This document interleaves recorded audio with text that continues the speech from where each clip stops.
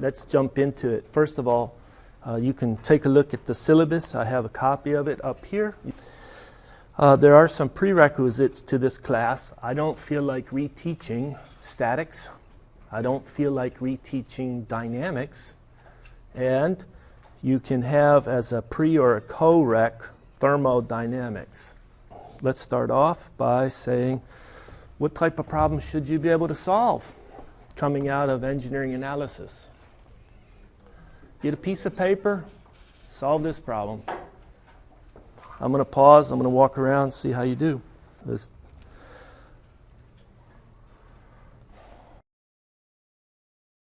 Of this differential equation without the b in it look like? I'm going to pause, walk around. All right, so a lot of people, I got 5 people that solved this problem correctly. Out of 60 students, I got 55 students that don't feel too hot today, right? You don't feel too good. Your self-esteem is in jeopardy. But all I can encourage you to do is step up to the plate, because I'm looking out at a bunch of people who are destined to not pass this class. I'm just being honest. Do I want to surprise you at the end of the semester?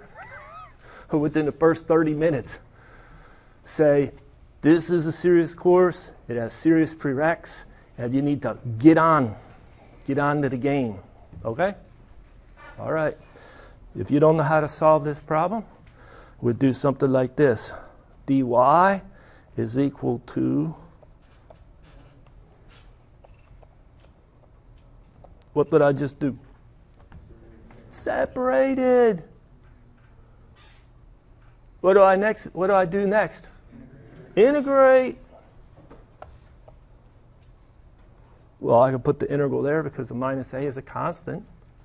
True? So when I integrate, what do I get? Natural log of y minus at. What's that c doing? What do you call the c? Some constant of integration. True? All right. So let's say we say y is equal to e to the minus at plus a constant of integration. Did I make some sense mathematically? Is equal to a different constant e to the minus at. Did I make some sense mathematically? Did I make an error? All right. And then now we'll use this initial condition that y at time equal to 0 is equal to a constant called y naught, subscript naught, that's common, y naught, equal to c e to the minus a times 0. What is e to the 0? 1. What is the constant c? Y naught. So is the solution y is equal to the initial condition, y naught, e to the minus at, yes or no? And then I asked those that solved it correctly to take that solution and prove it to a skeptic. Think about trying to prove it to a skeptic to say, no, this is a solution. Let me show you. Let me check it. I'm going to stuff it back into the governing differential equation and see if it works. So to take this solution, what I have to do is I'd have to get the derivative. I'd have to get the derivative dy dt of that solution. Well, wouldn't it be minus a y naught e to the minus at? Is that the derivative? And then I say, okay, I'm going to stick that there. So I'm going to have minus a y naught e to the minus at equal to minus a times y naught e to the minus a t. True? Is this equation consistent? Is this equation correct? Is it valid? Yes or no? Yeah. All right, now what do? We add the b. First of all, maybe I should back up. What is this? Our old friend, the sinusoidal? No. The hyperbolic tangent? No, it's our old friend, the quadratic. No, it's not our old friend, the quadratic equation. It's our old friend, the exponential. If there's one equation you should really master, it's the old friend exponential. I can plot that. What's it going to look like? It's going to be something. Here's time. Is that our dependent or our independent variable? Is time our dependent or our independent variable? Independent. What's our dependent variable? Y. Put y on the y-axis. That's why we chose y. We like y as a function of time. What's it start off at? At time 0, y is, where's the point on this plot? Why not? Right there. That's the initial value. And our old friend, the exponential function, looks like a decay. Swoop, right? Just goes. So if I go e to the minus a large number, e to the minus 100, what is that? E to the minus 100. How big is that? Very small, right? So as time gets larger and larger and larger, this e to the minus a times time gets smaller and smaller and smaller and smaller, and the whole thing goes off to 0. Make sense? Okay.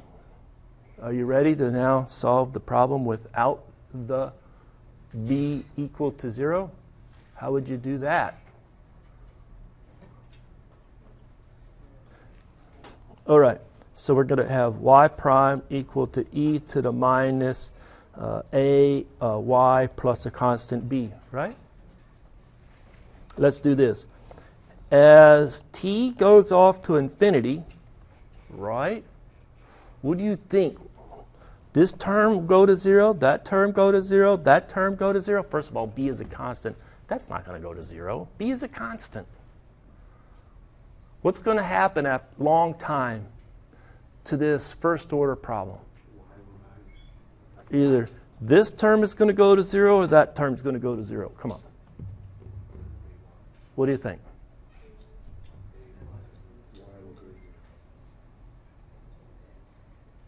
Guess again. The derivative is going to go to 0. All right. If the derivative goes to 0, then I'm going to talk about y steady state. At steady state, at a long time, what do you think y is going to do? It's going to be b over a.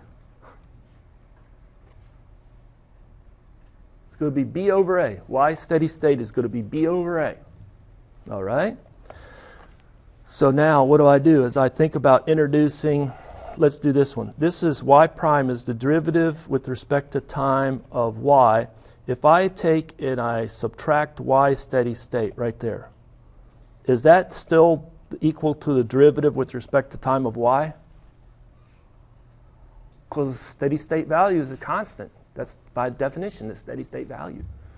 So what I can do is I can introduce a change of variable such that this side becomes like that. All right, then I'll have minus a, then I'll have y, and I want to put a minus steady state right there. So I need to put a plus steady state, and it's going to be, look, what did I do? This is adding a y steady state, so I subtract a y steady state. I didn't change the equation, did I? What I put there is what I put there. It's like I added 1 here and subtracted 1 there. I added a constant here, I subtracted a constant there. All right, then I have plus b. Did I change the differential equation, or is it still consistent? Is it the same? I'm just changing variables, aren't I? Okay. What about over here? Can you tell me what minus a times y steady state plus b is equal to? I heard it. Who said 0? It's 0, isn't it? Is this term right here 0? That's why we introduced the y steady state, and we changed the definition or modified what our dependent variable is. A new dependent variable. It simplifies it. What did we just do? We changed we got rid of the non-homogeneous term. Is this equal to 0? Yes or no? With confidence? With confidence, right? So what do is we can think of maybe having y hat, a new variable. What is y hat defined as? Y hat's y minus y steady state. What is y steady state? B over A. Now look at this. Do you know how to solve this problem? I have the derivative of y hat with respect to time equal to minus a y hat. Can you solve that problem? Yeah, you can. It's going to be y hat is equal to a constant e to the minus at. True or false? And then you go back and you say, okay, I had my initial condition for the original problem. The initial condition for the original problem was y of 0 is equal to y naught. I really need to get a new initial condition for my modified problem, my homogeneous problem, my problem with y hat.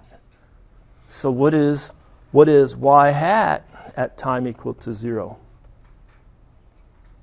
Well, I would go slowly. I would do it like this. I'd say y hat is defined as y minus y steady state. Is that true? That sure is true. True? So now I rearrange this equation. I say y is equal to y hat plus y steady state. Don't these look like really trivial steps? That's what you want to do. You want to take a complex problem and bust it into a bunch of trivial steps so you can have confidence in the whole procedure. Okay, so now what I have is I say at time 0, this is y naught equal to y hat at time 0 plus y steady state, or I can just go back and do it this way. Maybe I went too far, made it more complicated. Y hat at time 0 is equal to y naught minus y steady state. It's not that hard. So if I want to get the constant of integration, what is that constant of integration? Y naught minus y steady state. E to the minus at. That's our final solution. Does it make sense? What would the plot of that solution look like? Do it this way. Maybe you start at y naught up here, and here's y steady state. Right there, right? Do you think the solution's going to do something like this, something like that? The second one. Yeah, the second one. It's going to go to the y steady state value, isn't it? All right. So let me see. If you want to do it this way, you want to put it back in terms of y. Replace y hat by the definition of y hat, which was y minus y steady state is equal to y naught minus y steady state e to the minus at. So y is equal to yss plus y naught minus y steady state e to the minus at, and you are all done. All right, so there's our prerequisite for EA1. Let's take a look. What is our other prerequisite course? Dynamics. There's a ton of dynamics problems, and underneath the dynamics is all the statics problems. So statics is a prereq to dynamics. A lot of things we have to know. True? I just tried to pick one problem. Tried to pick one problem that said, here's a boy standing on the roof of a tall building, 50 meters tall, and he throws a baseball horizontally. It would have given speed 20 meters per second, so that's the speed right there of the ball. It's horizontal.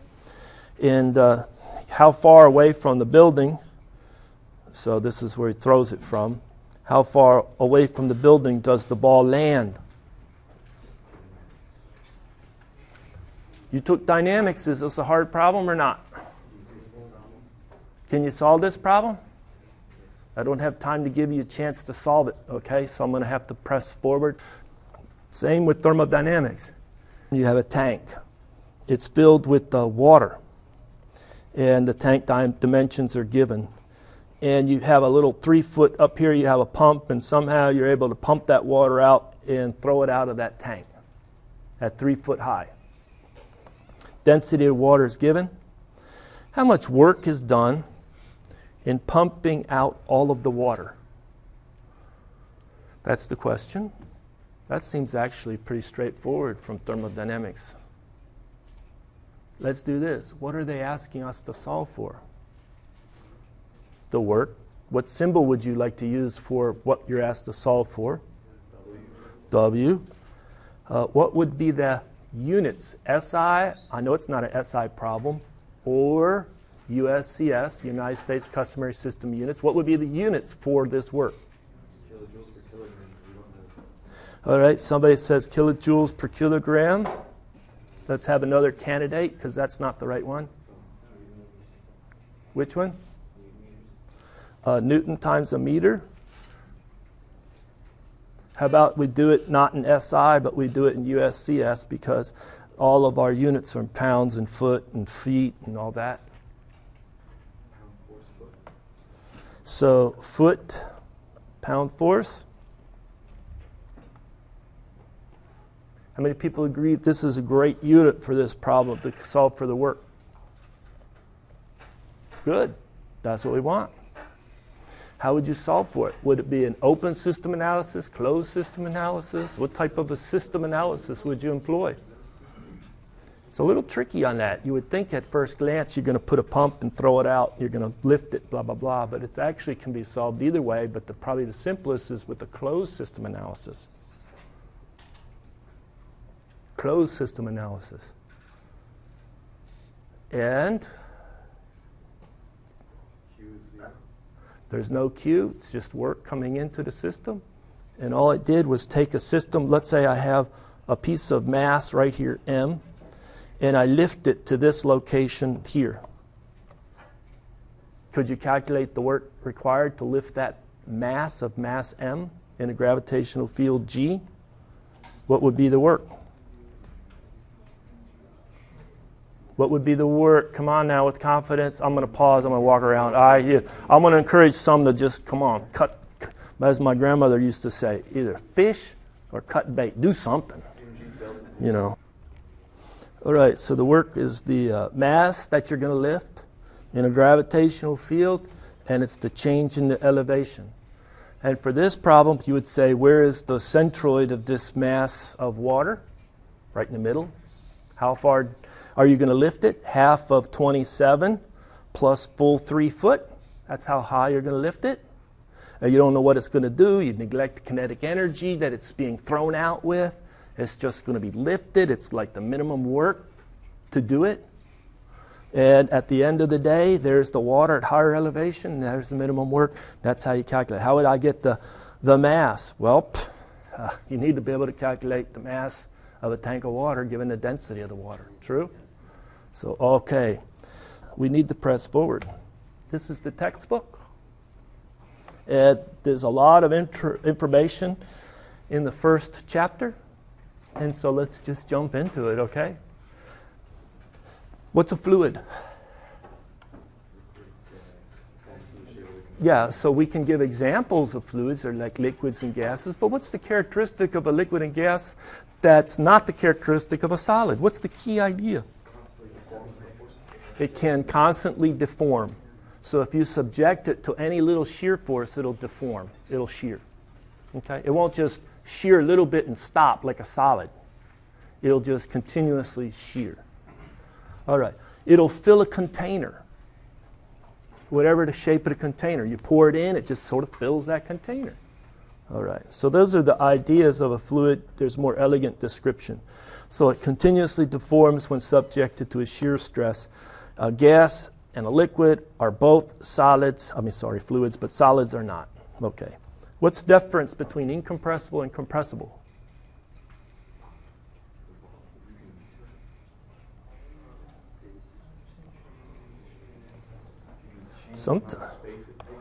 So we have a density parameter, a property of a substance. The density is how much mass per unit volume, or the reciprocal of that is the specific volume.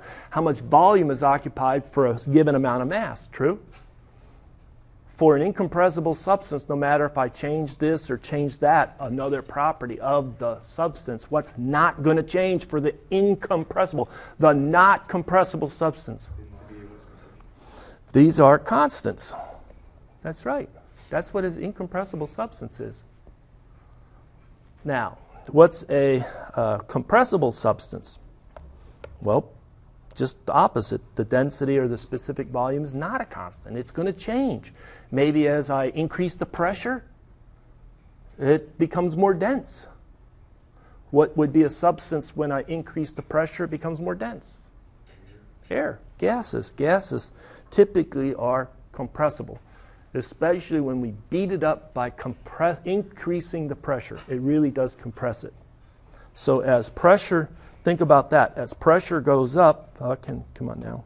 Pressure goes up, gases, the density goes up, or the specific volume goes down for gases. Air, is air a good ideal gas most of the time? Yeah. Can we treat air sometimes as incompressible? Sure can, which seems a little like, hold it. Air is a compressible substance almost, when I beat it up by increasing the pressure. But if I have a system where I don't really increase the pressure of it, or I only have a very small increase in pressure, I can treat air as incompressible. A lot of times mechanical engineers make that judgment call. We'll treat air as incompressible. In an HVAC system, heating, ventilation, air conditioning system, push the air through the ducts and into rooms from an air handling unit, there's such a small boost in pressure that they often treat it as incompressible. So you have to be just cautious. Can liquids be treated as incompressible? Almost always. But sometimes liquids need to be treated as compressible. Rarely, but sometimes liquids need to be treated as compressible. All right. Steady or unsteady, what does that mean? Changing with time. Is it going to change with time or not? Have we reached some sort of steady state behavior? And then what does uniform mean? Changing location doesn't change the value. If it's uniform, typically it's the same value in a different region or location in the region. So if somebody says, here's a container of air. Is the density uniform throughout the container of air? Or is there something that makes the density here different than here? And it's usually uniform. And often you say, well, the temperature in this container is given by, it's 30 degrees C, right? Something like that. Usually the temperature is everywhere in the air, the same value in the problem. The pressure is 300 kilopascal everywhere. It's uniform pressure, uniform temperature, uniform density. The same throughout. External flow. We're going to study fluid flow over objects. That's flow over a wing is a classic example. Give me another example of an object where you would be very much interested in the flow over that object. First of all, what do you mean by a wing? Aircraft wing is probably the easiest. So I have an aircraft wing like that. Why would I be interested in fluid flow over an aircraft wing? Because it's going to give me the lift, the force to lift. And it's going to get that aircraft up in the sky. I mean, otherwise, how's aircraft work? It's a miracle, isn't it? Without the lift, it isn't going to work. And so we understand now the lift force, or we're going to study it. But what other external flow applications can you think of? Ships in the ocean. Yeah. Rudder things that make it turn or push to the side. With cars, too. Automobiles. Very important, aerodynamics. And even the last few years, now what do you see on the trailers that the semis pull? Little skirts. Why do they have those little skirts? It's cosmetic. They think the public enjoys seeing the little skirts on the... You know what I'm talking about, the 18-wheelers with the trailers? Rubber things behind It's on the sides. And they've been added only in the last 5 years that I've seen them, maybe not more than 10. But when I was young, they had the cabs, right? And the cab was like this, and the trucker liked it, and then the trailer went like that. What did they add right in here? About 20 years ago or more. Yeah, a little airfoil to help the air go over the top. All right? But then now in the 18-wheelers, they have these little skirts that are down in this vicinity to help with the aerodynamics. So that's a very important external flow over. How about a baseball? You spin it. Why do they throw it with a spin? to make it do some funny things, to make it curve. So that's flow that's very important. That's external flow. Any other examples? Rockets. Things that shoot up. How about internal flow? Classic is pipes. What other do we have to? Well, you have to join pipes together, and sometimes you have to have two fluid streams and they mix or they divert. And so you have fittings, all sorts of fittings, T's and unions and couplings that we have to understand for internal flow. Pipes often around, they're used to transport liquids, but if you have gases in the HVAC system, they don't call them pipes, they call them ducts. And sometimes they're round ducts, sometimes they're oval ducts, sometimes they're rectangular ducts. So there are all sorts of different shapes of ducts. What about no slip? What do you mean no slip? Dynamics means that. We're interested in fluid flow, and we have the fluid flow over a wing. So a lot of times we move the reference system such that the wing with respect to our moving reference system is constant. It's not moving, and all the movements associated with the air flowing over it, right? So if your reference system is such that the wing is stationary and the air is really moving over it, then what about the fluid flow at one micron off of the surface of the wing? Its velocity is 0? Its velocity is the same as the solid wing surface velocity. And so there's no slip between the two velocities. The velocity of the solid boundary and the fluid adjacent to the solid boundary is 0. The difference in the velocity is 0, so they have the same velocity. So they call it the no slip, and it's especially the boundary condition. What happens at that fluid-solid interface? What about a boundary layer? Boundary layer. Well, just think of the flow in this over this wing. Way far up here, the fluid here was so much, so much, so much. Do you think the fluid really changed far away from the wing? No, the fluid velocity was uniform, stayed the same.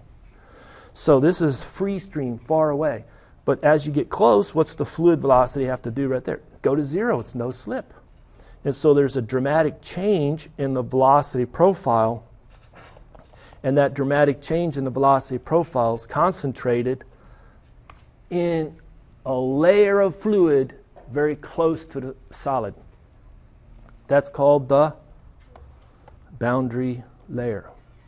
It's that transition between the velocity that's at a solid surface and the fluid velocity in the free stream far away. All right. Flow between two parallel plates. So let's have a parallel plate right here and a parallel plate. How far do they go? They're infinite. They're just big, infinite parallel plates.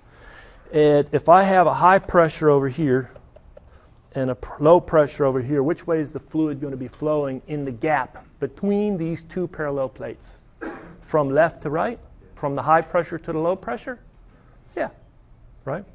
And so what's the velocity profile going to look like? I'm interested in plotting it. Here's the center line. The velocity would be highest or lowest in the middle? Highest. What is it going to be at the layer, the boundary, the no-slip boundary condition? And it could be something like that would be the velocity profile. True? And we'll be given problems where you have to solve analytically for the velocity as a function of location. Depending on your coordinate system, you could put y and x that way. Going from negative h, y go from negative h to positive h. What would happen if I took the two parallel plates and I still had the high pressure over here and the low pressure over here, but the top plate's moving. The top plate's moving at a constant speed. What does the velocity profile look like? Well, we'll draw it right here. We'll put the center line. The bottom plate's not moving, so it's 0. The top plate's moving this much. That's the speed of it. And so your velocity profile may be something like this. Where's the maximum? Is the maximum at the center line? Probably not. Probably closer to the side that's moving. And then you can solve for that analytically. So we should be able to solve for flow. Key ideas: the boundary layer, velocity profile, shear stress, and viscosity. What is happening in a fluid? You have a property known as the viscosity mu. But viscosity is a property of the fluid. Okay. If you have an equation that's a shear stress is equal to the viscosity mu, the change in u with respect to y. What do you mean by change in u with respect to y? Let's take a look right here. This is the profile u as a function of y, is it not? That's our velocity profile. What would be the change in u with respect to y for the first case along the center line? What would be the du dy evaluated at the center line? It's 0. Because du dy is the slope. And the slope goes to 0. Du dy. So you have no shear stress. But if you're looking on the bottom half, du dy is positive, and you have a shear stress where the fluid below it, below a cut plane like this, is feeling a shear stress to push it along in the positive x. Makes sense? And vice versa, if the top fluid is pushing on the bottom fluid from left to right, then the opposite's happening on the bottom with respect to the bottom fluid below the cut. But this law right here is a law of viscosity. It relates the gradient in the velocity profile, the shear stress, and the viscosity. All right, what's laminar flow? How many people have heard about the difference between laminar flow and turbulent flow? Yeah. Physics? They talk about that even in physics? What's laminar flow? So if I have fluid, it's flowing this way. Think about different layers of the fluid, and if a fluid is in this layer, it stays in that layer as it flows. If this fluid is in this layer, it stays in that layer. If the fluid's in this layer, it stays in that layer, etc. That's how you get this idea of laminar flow. The fluid packets stay in the layers. What about turbulent flow? They don't stay in their layers. They don't stay in their lamina. They bust out. They flow out. So they're not an organized flow in layers, but it's more disorganized flow where it would go, maybe a fluid chunk start here, and before you know it, it's over here, and then maybe over here. And then the red may be over here, then over here, then over here, and the green may do that, changing. Is that because it's like hitting a solid and like changing, or like, you know what I mean? Is it a property of like how fast it's going, or? It's more like instability, and it gives it what appears to be a chaotic, but it's an organized disorder. How's that? It's turbulent. But what you have is if I had flow going like this, the way they would do it is they'd come in with a little tube and they would inject dye. And that dye would be colored red. And if the dye stayed red and stayed in the layer like that, it was laminar flow. In turbulent flow, the dye would go and get all mixed up and spread. Didn't stay in the laminar, it's turbulent flow. What is the number to help us characterize between laminar and turbulent flow? It's the Reynolds number. What's it named after? A man named Reynolds who did a lot of work in the field studying turbulent flow. I think in our first chapter they have a picture of one of his experiments and a little figure caption. You can look at it. This is how he studied turbulence and difference in transition between laminar and turbulent flow. So the Reynolds number is defined as the ratio of inertial to viscous forces or stresses. Some people will say forces, some people will say stresses. It doesn't matter. What's a stress? Force per unit area. That's all. So if your inertial forces are large, the fluid, each individual fluid packet wants to just go where it wants to go, regardless of what its neighbors are doing. That's going to have turbulence. That's going to be characterized as being turbulent flow. If the viscous forces are strong, then a fluid packet feels the effect of its neighbors, which kind of hold it in place and keep it in a layer between its neighbors. And so that's Reynolds number. Anybody recall? You have Reynolds number based on the diameter for flow in a pipe, and the critical Reynolds number to be the transition between laminar and turbulent is 2300. So if you have a small Reynolds number, less than the critical Reynolds number for that flow condition, flow in a pipe, then it would be laminar flow. You would expect it to be laminar flow. If it's greater than 2300 for flow in a pipe, it would be turbulent flow. Mach number. How many people have an idea about Mach? Yeah, aircrafts fly at, and then you have a supersonic aircraft. They're going at greater than Mach 1. Okay, so it's a ratio of the speed of the object or the speed of the fluid, whatever, to the speed of sound in that fluid. It's a ratio of something to the speed of sound in the fluid. So you have subsonic. If you're going to fly from here to Chicago or Houston, are you going to be in an aircraft traveling at supersonic or subsonic speeds? Is American Airlines going to take you at supersonic? No, they're subsonic. Subsonic, okay. But if you get up near sonic speed, then it's Mach 1. Air becomes very compressible. You have some shock waves. It's very difficult. You have to transition the flow, the wing characteristics of aircraft. Supersonic, and you don't really have hypersonic aircraft that I know of. Anybody in the Air Force, anybody interested in aircraft? Anybody tell me what's the fastest aircraft they've been trying to push out there in the air? I think Mach something, 4 or 5. I don't know. I think they had a catastrophic failure of a test not too long ago. It was in the news. But when can you have hypersonic? Well, not a person in an aircraft, but you shoot a ballistic projectile at something. You want it to get there fast before the target moves. Hypersonic. So those are very fast. Okay, greater than what, Mach 5, Mach 10, somewhere in there. I don't recall the exact definition of hypersonic. Well, in thermo, we had to define our system. Somebody says, you can't solve this problem until you clearly define your system. Well, what exactly is the system? Somebody says, tell me, what do you mean by a system? What is a system?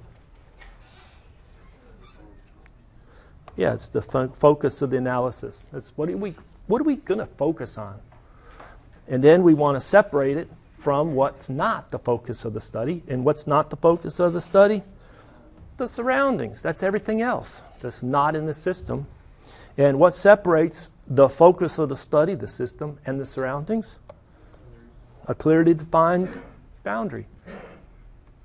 So hopefully you've got that in Thermo 1, where we need to be clear. What is our system? And show it to me, usually by a dashed line. You could have a closed system.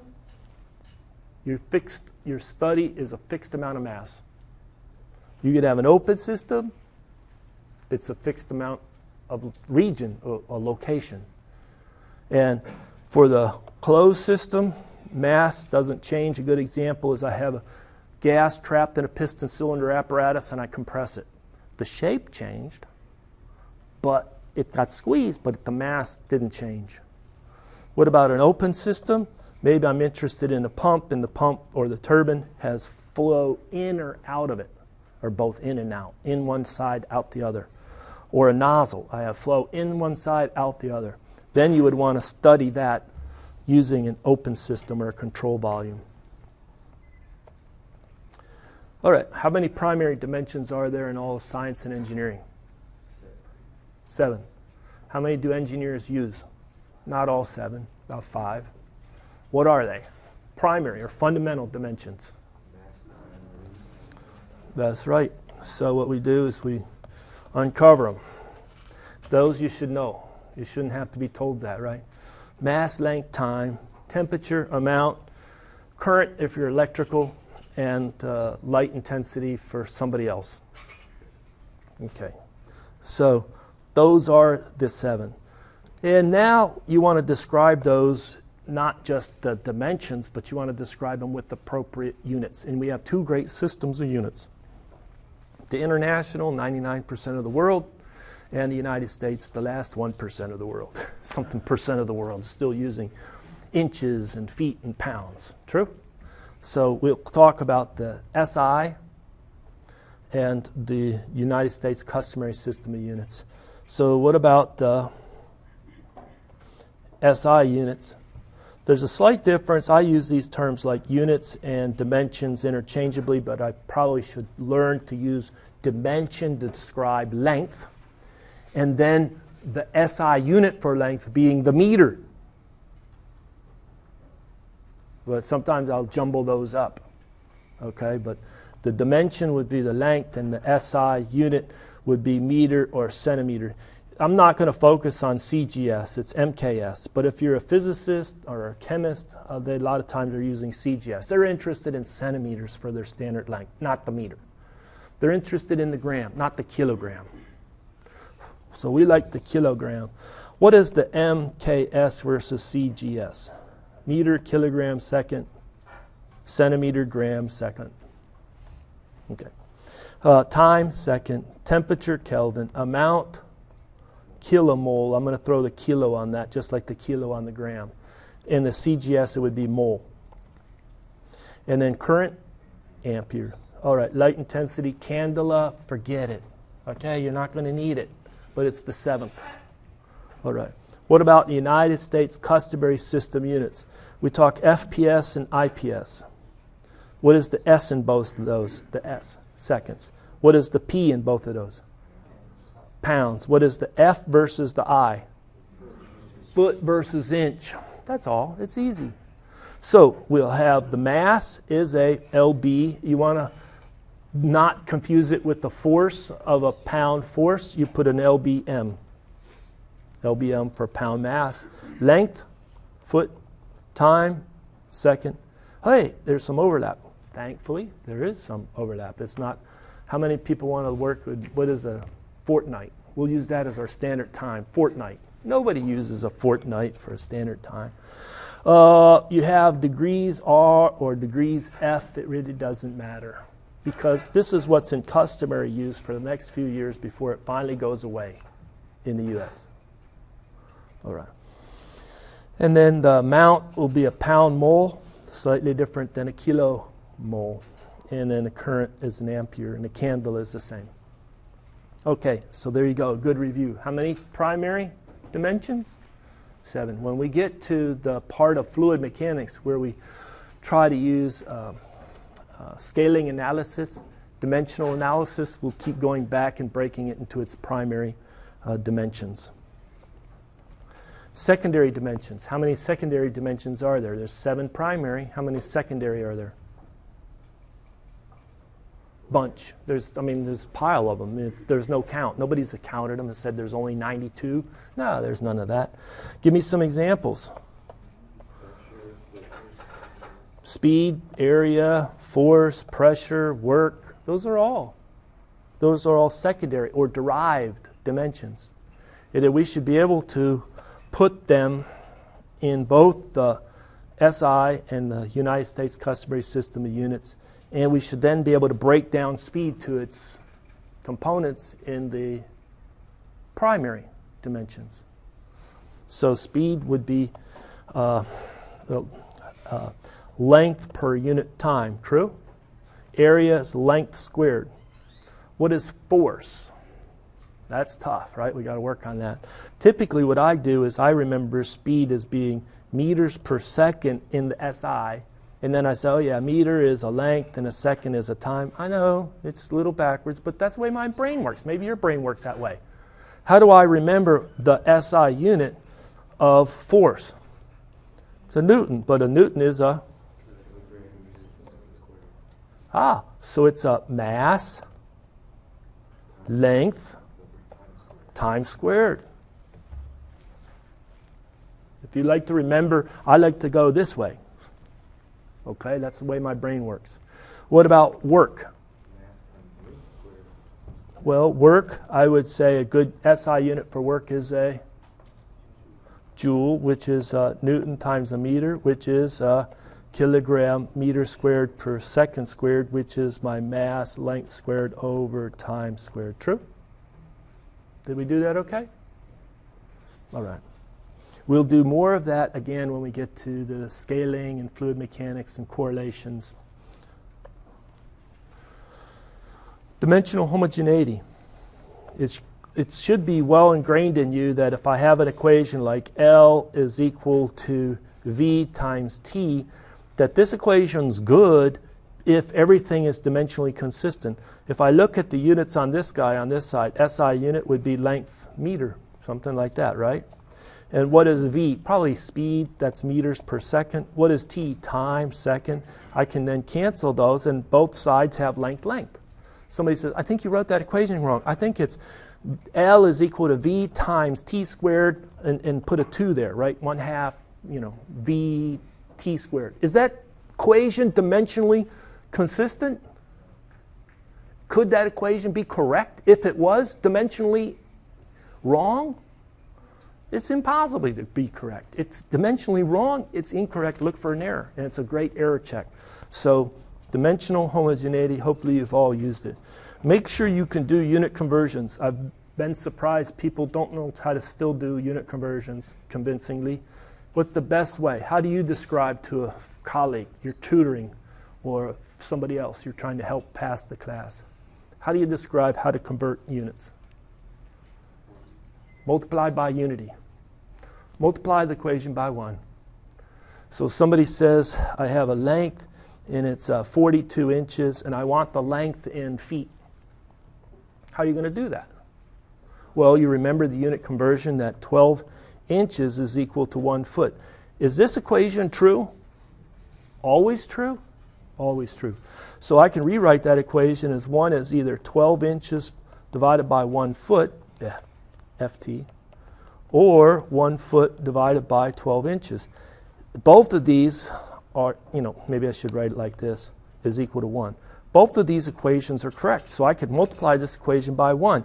Which version of 1 do I want to use to convert inches into feet? Do I want to use conversion A or version B? B. So I've multiplied by 1 foot is 12 inches. I'm being really pedantic here, but there is no mercy for this type of error in this class. Professor, you're mean. Wait till you get your first job. Or wait till you're 50 years old and you mess up on the job. Or 40 years old and you mess up on the job and you cost the company again money. Somebody graduated UTSA, I'm not mentioning names. They were hired to recommend another UTSA student, both of them at a mechanical engineering program. And I finally asked them, I cornered them, I said, how come that colleague didn't work out at your company? I'm not making this up. After they cost the company about $1 million, they let them go. What do you think they messed up? Little things cost a lot of money. Little things cost a lot of money. All right. So, mass. What is mass? Everybody says, I know mass. Can you look at me and estimate my mass? My mass, 200 pounds. 190 pounds. Right? Not bad. It's all muscle. But what is mass? It's a measure of a property of a substance that is a measure of its inertia. What is that? It's sluggishness to its change in its current state of motion. Hey, if I'm at rest and I have a large mass, I'm going to probably stay at rest unless you apply a big force to get me going. Now, if I'm a little mass, you don't have to apply such a big force to change my state of motion from rest to motion, right? So that's what mass is. Oh, right. Everybody says, I've known that for a long time. That's true. Now, what's the relationship our most beloved Newton's, I forget what law we're going to use again and again and again. What law? The second law. Can you write it down from memory? I need an equation sheet, Professor. No, you don't need an equation sheet. MA. Can I express that as M dV dt? Can I express that as dmv dt? Yeah, of course. Those are all good. So what do we have here? If I have an imbalance in force, I can have an acceleration. It's proportional to the mass. All right. What else? What is mv for a chunk of mass? What is the product m times v? V is the velocity. It's a linear momentum. And so if I have an imbalance in the forces, I can change the linear momentum of the system. That's right. So anyway, that's the second law. Newton's law of gravitational attraction. Less common, but it's always there. What does that equation look like? You have a force that attracts two masses, the mass 1 of m1, the mass of object 2. And so the sun attracts the moon. We're attracted to the center of the earth that we stand on, and that's what we feel. And it's described by this equation. There. The mass, distance between the two centers of gravity of the objects, or center of mass of the objects, squared, and then g is some constant. So if we're standing on Earth, and the Earth is mass 1, and you are mass 2, then all of this is g, lowercase g, not to be confused with uppercase g. Uppercase g is the gravitational attraction constant, and g is what? What is lowercase g? It's the rate at which if I drop something on the surface of the Earth, that it'll accelerate, neglecting friction, air friction and viscosity. It'll accelerate toward the Earth. What will that be in the SI units? Meters per second squared. Whoops, can get it straight. What about in the feet per second squared? 32.2 foot per second squared. And you've already had me. Right? Oh, you watched the videos. All right, very good. But yeah, I got to watch out for that. I put out the videos, but I think they may. I'm glad that you know the answer. And you should know the answer, and I'm very glad for that. I didn't before I saw it, and I'd never seen it before. It's not out there in any textbook that I ever remember seeing it in. So let's talk about what's not in the textbook, okay? Which I think is extremely important to you. But so many students, he's not there. He's already figured it out. But there's so many students that just don't get this. All right, how many times do objects fall? Are we always in a state of fall, perpetual falling on the surface of the Earth? Or are we just sitting here, sometimes standing? Am I falling toward the center of the Earth? It's not a trick question. No, I'm not falling toward the center of the Earth. I'm just sitting here. I'm standing here, right? What's keeping me from falling? The Earth that I'm standing on, which is pushing back up to hold me. So something counteracts my weight. All right. So a lot of times we don't free fall. What do? We just sit there. I forgot to say, what is the name of G? Earth's gravitational acceleration. If I drop it, it falls at that rate. That's the acceleration that it experiences. But most times things are not falling. They have a particular weight. I said that my mass was so many pounds. What is my weight on the surface of the Earth, right? Right, the same number of pounds. But what it is I'll take my mass and I'll multiply it by G, and won't that give me the weight? Right. And so this often is used. More often our masses aren't falling, free falling toward the surface of the Earth. They're just sitting there and they're being supported so that if I have the weight down, I have a balance. The floor has equal and opposite force on the bottom of my shoe to hold me there. All right, so that I have the sum of the forces equal to 0. What is a slug? The United States customary system of units, there is no slug.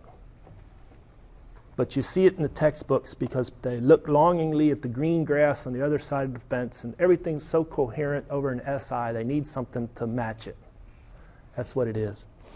So, if you've seen a slug, what is a slug defined as? Amount of mass, where one slug, SLUG, I don't even know the abbreviation for it, times 1 foot per second squared gives you 1 pound force. This is the unit of mass where if you want it to accelerate at 1 foot per second squared, you need to apply 1 pound force imbalance. What does that look like? It looks like 1 kilogram at a meter per second squared is precisely what? 1 Newton. That's the parallel. But guess what? Slugs are not needed, not needed. Don't use them. Just avoid them. But if you need to know what a slug is, you can work it out. How many pounds is a slug? Yeah. A slug would either be, I'll often ask students to work this out, but I'm rushing a little bit, either 1 over 32.2 or 1 or 32.2. So 1 slug is equal to that many pound mass, pound mass, pound mass. Which one's correct? The last one. So a slug is pretty heavy, right? So my mass is maybe, what did I say it was? 200 pounds. So divide by, figure that out. What's that? 4, 5, 6. Am I 6 slug? Wow, I'm 6 slug. That's my mass. But nobody tells me that. You're 6 slug. We have covered chapter 1. Now, blank sheet of paper. You have the first quiz. You have 20 minutes for this. Thank you for your attention.